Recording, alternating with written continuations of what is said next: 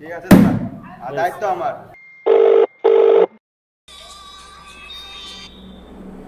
হ্যাঁ, নোয়াখালীর মেম্বার হ্যাঁ বলুন। সাজ্জাদা বলছেন তো? হ্যাঁ বলছি, বলুন। আমি সেলিম কন্ট্রাক্টর বলছি। ও আচ্ছা আচ্ছা, হ্যাঁ বলুন দাদা। কথা হচ্ছে কি, আপনার গ্রামের 100 মিটার রাস্তা এসেছিল, তো সেই প্রজেক্টটা আমার হাতে আছে, আমি করব। ও আচ্ছা আচ্ছা, তো করেন। হ্যাঁ, তো সেই বিষয়ে আপনার সঙ্গে কথা বলতাম একটু। ও তো আপনি এক কাজ করেন, আপনি আমার অফিসে চলে আসুন। আপনার অফিসে? হ্যাঁ হ্যাঁ হ্যাঁ। আপনার অফিসটা কোথায়? ওই মোড়ে আপনি জিজ্ঞেস করেন, আপনাকে বলে দেবে, আসুন। আচ্ছা দাদা, আচ্ছা বেশ। আচ্ছা আচ্ছা দাদা, আচ্ছা আচ্ছা। আরে দাদা আসুন আসুন আসুন ভালো আসুন, আছেন? আসুন। হ্যাঁ ভালো আছে, এই দাদা বসুন, চেয়ার চেয়ার দাদা, হ্যাঁ, হ্যাঁ, বসুন বসুন দাদা, বসুন। বসুন বসুন। তো আমি ফোন করেছিলাম আপনাকে। আচ্ছা বলুন বলুন। এই বাবু দুটো চা দিস তো। এই চা আবার থাক থাক। না না, বলুন বলুন, আপনি বলুন। ঠিক আছে, বলছিলাম যে আপনার গ্রামের যে রাস্তাটা হবে। চা নিন চা নিন। ধন্যবাদ দাদা। হ্যাঁ হ্যাঁ। ঝন্টুর বাড়ি থেকে মন্টুর বাড়ি অবধি 100 মিটারের যে রাস্তাটা এসছে, ওইটার আপনি প্ল্যানটা দেখুন, তারপর বুঝতে পারবেন। প্ল্যানটা হচ্ছে এই ঝন্টুর বাড়ি থেকে মন্টুর বাড়ি অবধি 100 মিটারের রাস্তা। আচ্ছা।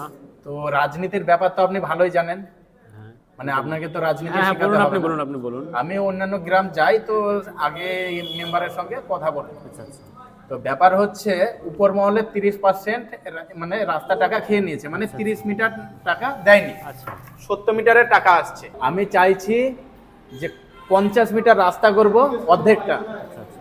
আর 30 মিটার তো খেয়ে নিয়েছে, 20 মিটার রাস্তা, 10 মিটার রাস্তার টাকা আপনি রাখবেন, 10 টাকা আমি রাখবো। আচ্ছা বুঝলাম। তাতে একটা কন্ডিশন আছে, গ্রামের পাড়ার কোনো শিক্ষিত ব্যক্তি যেন ওখানে না পৌঁছায়। গ্রামের মানুষকে সামলানোর দায়িত্ব কিন্তু আপনার। যদি কথা দেন তাহলে এখনই আপনাকে পেমেন্ট ওই করে বিষয়ে আপনি চাপ নিতে হবে না, ওই বিষয়ে আমার পুরো হ্যান্ডেল করা হবে, কোনো চাপ নেই, আমার লোক আছে। দেখেন, হ্যাঁ হ্যাঁ, কোনো অসুবিধা হবে না। আমি কিন্তু আমার কাজের মধ্যে কোনো ঝোট ঝামেলা আরে চাই না না। রে ভাই, কোনো অসুবিধা হবে না, আপনি নিশ্চিন্তে থাকতে পারেন।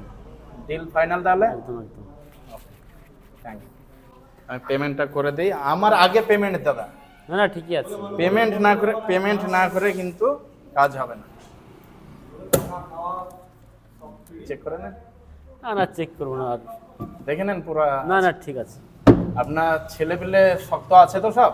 কোনো অসুবিধা হবে না, আপনাকে ওই বিষয়ে ভাবতেও হবে না, ও সব আমি দেখে নেবো, কোনো অসুবিধা না। আমার একটা ছেলেকে আমি ফোন করে ডেকে নিচ্ছি, আমি ওদেরকে বলে দিচ্ছি, কাজ বুঝিয়ে আর তো দিচ্ছি। আমার সামনেই বলে দেন তাহলে। আচ্ছা আচ্ছা। হ্যালো, এই কোথায় আছিস রে? আচ্ছা, এই বলছিলাম একটু অফিসে আয় তো, একটু দরকার আছে তোর সঙ্গে। হ্যাঁ হ্যাঁ, তোরা দুজন তিনজন সবাই আয় আয়, একটু দরকার আছে, একটু আয়, তাড়াতাড়ি আয়। আচ্ছা আচ্ছা বেশ। এই আয় আয় আয়, বস বস বস। আচ্ছা, এইসব আপনার ছেলে তাহলে? এই, হ্যাঁ হ্যাঁ, দেখছি নি রাই। ছেলেটা ঠিক আছে, কিন্তু কাজ করতে পারবে তো? আরে কোনো অসুবিধা হবে না।